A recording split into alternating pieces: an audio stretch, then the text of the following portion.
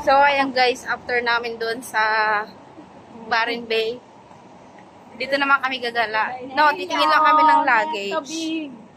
Titingin lang kami ng luggage sa isang big shop. Mainit maglakad pero carry bells. Exercise din.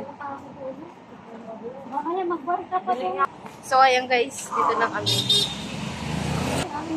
Ito yung bagong shop.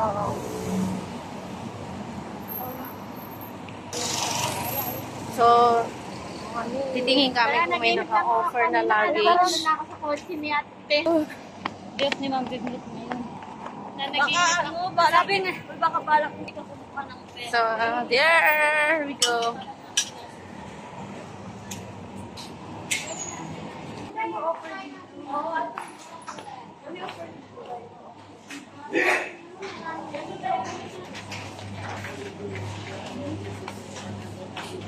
So, ayan guys, ang init sa labas, dito sa loob malamig. So, natuyuan na kami ng pawis. Say hi! Tingin kami muna ng prutas, gawin namin ng shake. Oo nga, wait lang si ate. Ito, mangga. Ito, mangga. So, we choose mango. Uy, but not sweet that one. So, yeah, we choose mango to make banana shake.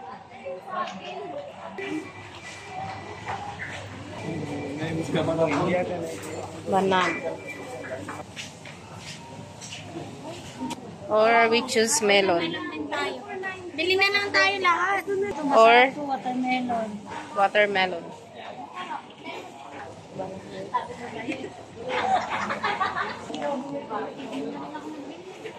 So, ayan guys, punta kami sa second floor. Tingin kami ng luggage.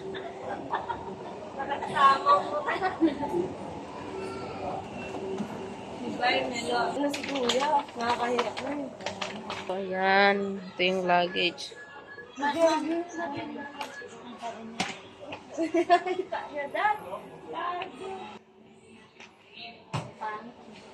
So, pero mas maganda yung ganito. We choose for this sa one. luggage kong ganito.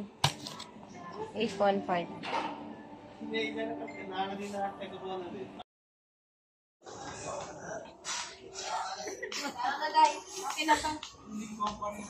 Dalawa yung dalawa. Ito na, 90.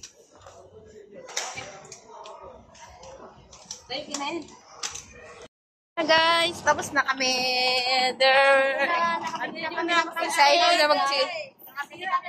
Excited na mag-vacation. Hindi vacation, cancel pala, exit.